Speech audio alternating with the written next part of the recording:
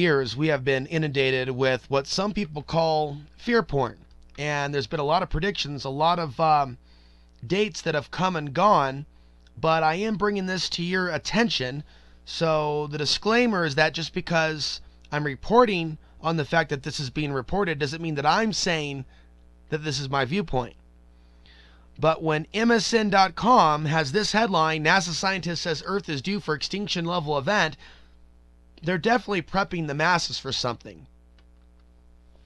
It reads that Earth is due for this event from the sky, and even if we see it coming, we won't be able to do anything about it.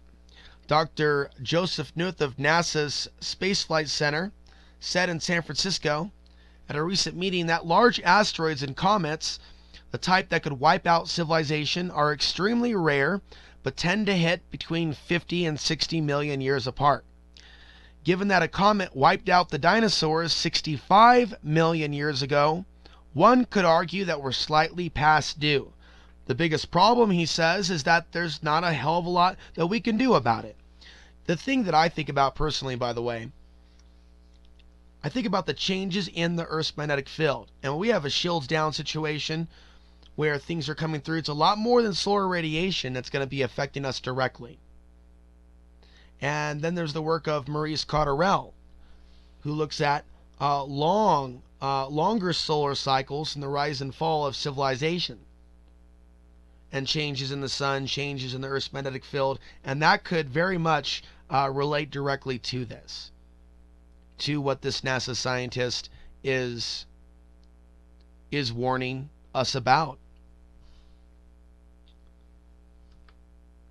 He cites a close encounter in 2014 when a comet passed very close to Mars. It wasn't spotted until 22 months before it nearly reached the planet. And he said it wasn't enough time to fend off a similar threat to Earth.